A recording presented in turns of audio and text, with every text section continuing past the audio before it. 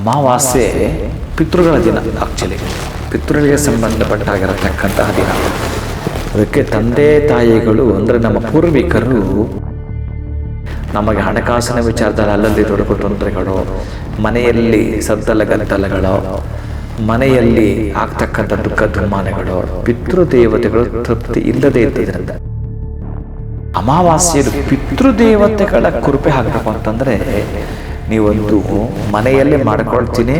ಅದು ನೀವು ಕೇಳಿದ ಹಣಕಾಸಿನ ವಿಚಾರಕ್ಕಾಗಿ ಗಂಧದ ಒಂದು ಬಡ್ಸ್ ತಗೊಳ್ಳಿ ಅಥವಾ ಒಂದು ಸ್ಟಿಕ್ ತಗೊಳ್ಳಿ. ಅದರಲ್ಲೂ ಏನಾದರೂ ನೀವು ದಾಳಿಂಬೆ ಕಡ್ಡಿಯನ್ನು ಅಥವಾ ತುಳಸಿ ಕಡ್ಡಿಯನ್ನು ತೆಗೆದುಕೊಂಡು ನಿಮ್ಮ ಪ್ರಾರ್ಥನೆ ಹೇಗಿರಬೇಕು ಅಂತಂದರೆ, ನಿಮ್ಮ ಮಿತ್ರನ ಕರೆ ಮಾಡಿದ್ರೆ ಅವನು ತೆಗೆಯುವ ಮಿತ್ರನಾಗಿರಬೇಕು, ನಿಮ್ಮ ಕಷ್ಟ ಕಾಲಕ್ಕೆ ಸ್ಪಂದಿಸುವನಾಗಿರಬೇಕು.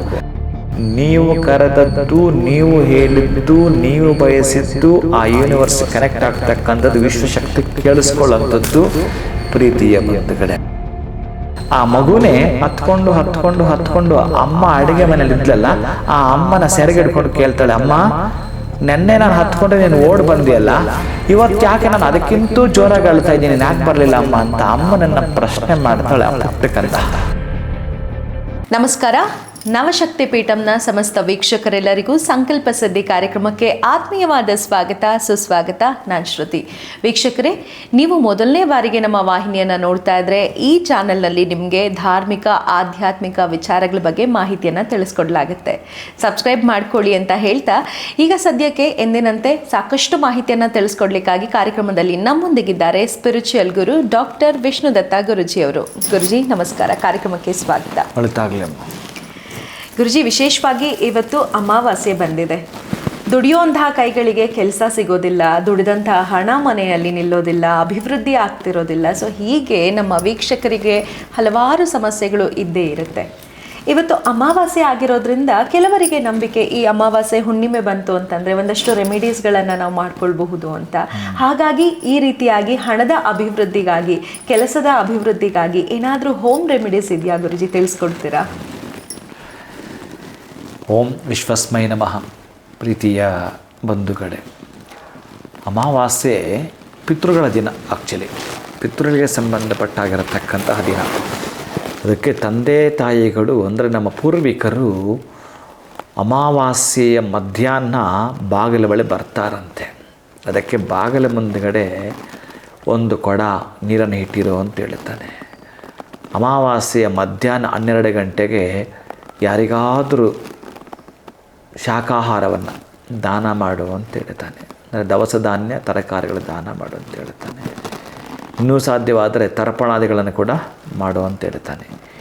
ಏನೂ ಮಾಡಲಿಕ್ಕಾಗಲಿಲ್ಲ ಅಂತಂದರೆ ನಿನ್ನ ಹೆಗಲ ಮೇಲಿರತಕ್ಕಂಥ ಒಂದು ಟೌಲನ್ನು ಆ ಒಂದು ಮನೆಯ ವಸ್ತುಲ ಮೇಲೆ ಹಾಸು ಅಂತ ಹೇಳ್ತಾನಂತೆ. ಪಿತೃದೇವತೆಗೆ ಬಂದು ಹೋಗ್ತಾರಂತೆ ರೀ.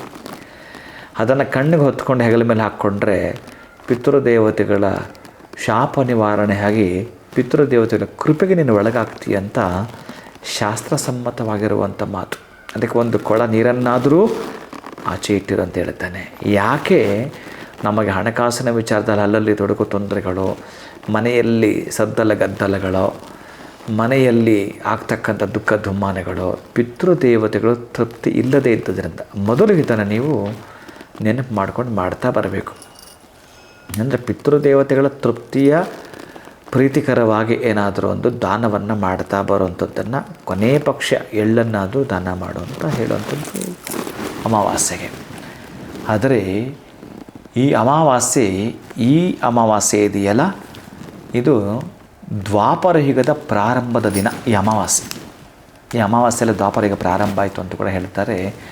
ಇನ್ನು ಆವಣಿ ಶೃಂಗೇರಿಯ ಪೀಠಕ್ಕೆ ಸಂಬಂಧಪಡ್ತಕ್ಕಂಥದ್ದು. ಆವಣಿ ರಥೋತ್ಸವಕ್ಕೆ ಸಂಬಂಧಪಟ್ಟ ದಿನಗಳಿವು. ಅತ್ಯಂತ ಅದ್ಭುತವಾಗಿರತಕ್ಕಂತಹ ಈ ದಿನಮಾನಸಗಳನ್ನು ಅದಕ್ಕೆ ಹೇಳ್ತಾರೆ. ಈ ಸೂರ್ಯ ಚಂದ್ರರ ಇಬ್ಬರೂ ಕೂಡ ಶಕ್ತಿಯನ್ನು ನೋಡಿ, ಅದಕ್ಕೆ ಈ ಸಮುದ್ರದ ಅಲೆಗಳೆಲ್ಲ ಗೊತ್ತಾಗ್ಬಿಡುತ್ತೆ ನಮಗೆ. ಪೌರ್ಣಿಮೆ ಬಂದಾಗ ಅಲೆಗಳ ಏರಿಳಿತ ಎಷ್ಟಿರುತ್ತೆ, ಪೌರ್ಣಿಮೆ ಇಲ್ಲದೆ ಇರೋ ಎಷ್ಟು ಏರಿಳಿತ ಸ್ತಬ್ಧ ಇರುತ್ತೆ ಅಂತೆಲ್ಲ ಕೂಡ ವಿಜ್ಞಾನವೇ ಅದನ್ನು ನಮಗೆ ತೋರಿಸಿಕೊಟ್ಟಿದೆ, ಹೇಳಿಕೊಟ್ಟಿದೆ.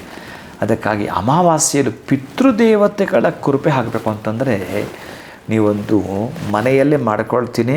ಅದು ನೀವು ಕೇಳಿದ ಹಣಕಾಸಿನ ವಿಚಾರಕ್ಕಾಗಿ. ಕೆಲವರು ದುಡಿತಾರೆ, ಆಮೇಲೆ ಇನ್ನು ಕೆಲವರು ಪಾಪ ದುಡಿದಿದ್ದು ನಿಲ್ಲೋದೇ ಇಲ್ಲ.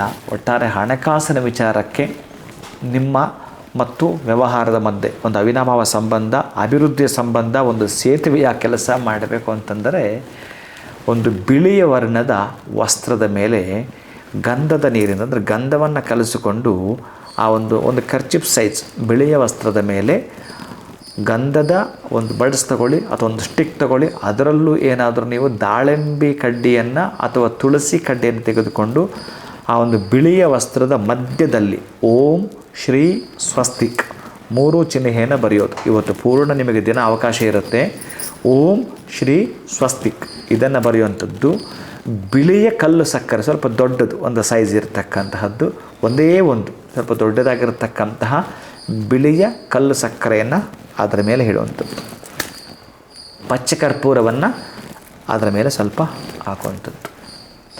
ಈ ದಿನಕ್ಕೆ ಸಂಬಂಧಪಟ್ಟಾಗಿರುವ ಈ ಅಮಾವಾಸ್ಯೆಗೆ 9 ಏಲಕ್ಕಿಯನ್ನು 9 ಲವಂಗವನ್ನು ಅದರಲ್ಲಿ ಹಾಕಿ 2 ನಿಮಗೆ ಸಾಧ್ಯ ಆದರೆ ಅರಳಿ ಎಲೆಯನ್ನು ಇಡತಕ್ಕಂಥದ್ದು. ಅರಳಿ ಎಲೆ ಇಲ್ಲ ಅಂತಂದರೆ 2 ವೀಳ್ಯದೆಲೆ ಕೂಡ ಇಟ್ಟು ಒಂದೇ ಒಂದು ನಾಣ್ಯವನ್ನು, 1 ರೂಪಾಯಿಯ ನಾಣ್ಯವನ್ನು ಅದರಲ್ಲಿ ಹಾಕಿ ಗಂಟು ಕಟ್ಟಿ ಒಮ್ಮೆ ಅದಕ್ಕೆ ಧೂಪವನ್ನು ತೋರಿಸಿ ನಿಮ್ಮ ತಿಜೋರಿಟ್ಕೊಳ್ತಕ್ಕಂತಹದ್ದು. ಈ ದಿನ ಒಮ್ಮೆ ನಮಸ್ಕಾರವನ್ನು ಮಾಡಿಕೊಳ್ಳೋದು.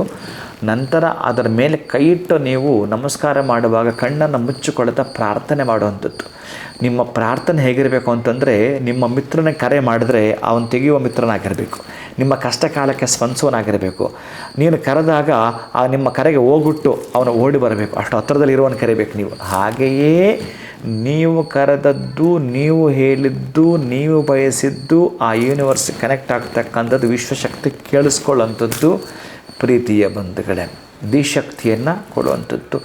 ನನ್ನ ಕಡು ಕಷ್ಟ ಕಾಲ ಇಲ್ಲಿಗೆ ಸಮಾಪ್ತಿಯಾಗಲಿ, ನಾನು ಮಾಡುವ ವ್ಯಾಪಾರದಲ್ಲಿ, ನಾನು ಮಾಡುವ ವ್ಯವಹಾರದಲ್ಲಿ ಅಭಿವೃದ್ಧಿಯೇ ನಾನು ಕಾಣಬೇಕು ಅಂತ ಹೇಳಿ ಈ ಅಮಾವಾಸ್ಯೆಗೆ ಸಂಬಂಧಪಟ್ಟಾಗಿರತಕ್ಕಂತಹ ದೇವತೆಗಳನ್ನು ಕೂಡ ಸ್ಮರಣೆ ಮಾಡಿಕೊಳ್ಳತಕ್ಕಂತಹದ್ದು. ಜಗತಃ ಪಿತರು ಪಾರ್ವತೀ ಪರಮೇಶ್ವರು ಅಂದರೆ ಓಂ ಶ್ರೀ ಉಮಾಮಹೇಶ್ವರಾಭ್ಯಾಂ ನಮಃ, ಓಂ ಶ್ರೀ ಉಮಾಮಹೇಶ್ವರಾಭ್ಯಾಂ ನಮಃ. ಈ ಮಂತ್ರವನ್ನು ಪದೇ ಪದೇ ಪದೇ ಪದೇ ಪದೇ ಪದೇ ಅಂದರೆ ಮಂತ್ರ ಅಂದರೆ ಏನಂತಂದರೆ ಮನನಾತ್ ತ್ರಾಯತೆ ಇತಿ ಮಂತ್ರ. ನೀವೇನು ಮಂತ್ರವನ್ನು ಪದೇ ಪದೇ ಪದೇ ಪದೇ ಹೇಳ್ತೀರ ಅದು ಸಿದ್ಧಿ ಆಗ್ತಕ್ಕಂಥದ್ದು. ಆ ಮಂತ್ರವನ್ನು ಈಗ ನಿಮ್ಮ ಮಿತ್ರನ ಪದೇ ಪದೇ ಪದೇ ಪದೇ ನೀವು ಕೇಳಿದ್ರೆ ಏನು ಕೊಡಲ್ವಾ?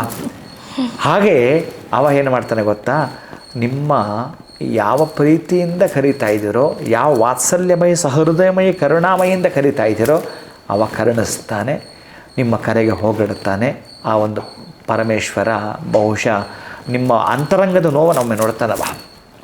ಆ ಅಂತರಂಗದ ನೋವೇ ಮೂಲ ನೋಡ್ತಕ್ಕಂಥದ್ದು. ಅದಕ್ಕಾಗಿಯೇ ಈ ಅಮ್ಮ ಮತ್ತು ಪುಟ್ಟ ಒಂದು ಮಗು ಇರುತ್ತೆ. ಆ ಪುಟ್ಟ ಮಗು ಒಂದು ಕೋಣೆಯಲ್ಲಿ ಕುಳಿತುಕೊಂಡು ಜೋರಾಗಿ ಹತ್ತು ಬಿಡುತ್ತೆ. ಅಮ್ಮ ಆದವಳು ಓಡಿ ಬರ್ತಾಳೆ, ಏನಾಯಿತು ಏನಾಯಿತು ಅಂತ ನೋಡಿದ್ರೆ ಅವಳು ಯಾವುದೋ ಒಂದು ಸಣ್ಣದೊಂದು ಸೂಜಿ ತಗೊಂಡು ಚುಚ್ಕೊಂಡ್ಬಿಟ್ಟಿರ್ತಾಳೆ. ಅವಳಿಗೆ ರಕ್ತ ಬರ್ತಾ ಇರುತ್ತೆ. ಆ ಗಾಯ ನೋಡಿ ಅಮ್ಮ ಆದವಳು ಅರೆ ಏನಾಯಿತು ಪುಟ್ಟ, ಏನೂ ಆಗಲ್ಲ ಬಾ, ಏನೂ ಆಗಲ್ಲ ಬಾ ಅಂತೇಳಿ ಅದಕ್ಕೆ ಫಸ್ಟ್ ಏಡ್ ಕಿಟ್ ಮಾಡಿ ಅದಕ್ಕೆ ಸ್ವಲ್ಪ ಅರಿಶಿನ ಹಾಕಿ ಅದು ಇದು ಮಾಡಿ ನಿಧಾನಕ್ಕೆ ಆ ಮಗು ಅಳುವನ್ನು ನಿಲ್ಲಿಸ್ತಾ, ಆ ಮಗುಗೊಂದು ಚಾಕ್ಲೇಟ್ ಕೊಡ್ತಾ, ಆ ಮಗುಂದು ಏನೋ ಸ್ವೀಟ್ ಕೊಡ್ತಾ ಅಳು ನಿಲ್ಲಿಸುತ್ತೆ. ಖುಷಿ ಆಗುತ್ತೆ. ಮತ್ತು ಅಮ್ಮ ಪಾಡಿಗೆ ಅಮ್ಮ ಕೆಲಸ ಮಾಡ್ತಿರ್ತಾಳೆ, ಈ ಮಗು ಪಾಡಿಗೆ ಈ ಮಗು ಹಾಡ್ತಿರ್ತಾಳೆ. ಮತ್ತು ನಾಳೆ ಅದೇ ಸಮಯಕ್ಕೆ ಅದೇ ಮಗು ಜೋರಾಗಿ ಅಳ್ತಾ ಇದ್ದಾಳೆ. ಎಷ್ಟು ಸಲ ಹತ್ಕೊಂಡ್ರು ಅಮ್ಮನವಳು ಬರಲಿಲ್ಲ. ಅಮ್ಮನ ಕೇಳಿಸ್ತಾ ಇದೆ, ಅಮ್ಮ ಬರಲಿಲ್ಲ. ಯಾಕೆ ಬರಲಿಲ್ಲ? ಆ ಮಗುನೇ ಹತ್ಕೊಂಡು ಅಮ್ಮ ಅಡುಗೆ ಮನೇಲಿ ಇದ್ಲಲ್ಲ, ಆ ಅಮ್ಮನ ಸೆರಗೆ ಹಿಡ್ಕೊಂಡು ಕೇಳ್ತಾಳೆ, ಅಮ್ಮ ನೆನ್ನೆ ನಾನು ಹತ್ಕೊಂಡ್ರೆ ನೀನು ಓಡಿ ಬಂದಿಯಲ್ಲ, ಇವತ್ತು ಯಾಕೆ ನಾನು ಅದಕ್ಕಿಂತ ಜೋರಾಗಿ ಅಳ್ತಾ ಇದ್ದೀನಿ, ನೀನು ಯಾಕೆ ಬರಲಿಲ್ಲ ಅಮ್ಮ ಅಂತ ಅಮ್ಮನನ್ನು ಪ್ರಶ್ನೆ ಮಾಡ್ತಾಳೆ ಆ ಪುಟ್ಟ ಕಂದ. ಆಗ ಅಮ್ಮ ಹೇಳ್ತಾಳೆ, ಮಗು ನೆನ್ನೆ ನೀನು ಚುಚ್ಕೊಂಡು ನೋವಾಗ್ತಿತ್ತು, ಆ ನೋವು ನನ್ನ ಅಂತರಂಗ ಗೊತ್ತಾಯಿತು ಬಂದೆ. ಇವತ್ತು ನಿನಗೇನು ಚುಚ್ಕೊಂಡಿಲ್ಲ, ಏನು ನೋವಾಗಲಿಲ್ಲ, ನಿನಗೆ ತಿಂಡಿ ಕೊಡಬೇಕು ಅನ್ನೋ ಆಸೆಯಿಂದ ಕರಿತಾ ಇದೆಯಾ, ಅದಕ್ಕಾಗಿ ನಾನು ಬರಲಿಲ್ಲ ಅಂತ ಹೇಳ್ತಾಳೆ. ಆ ಅಮ್ಮನಿಗೆ ನಮ್ಮ ಅಂತರಂಗದ ನೋವು ಗೊತ್ತಾಗತ್ತೆ.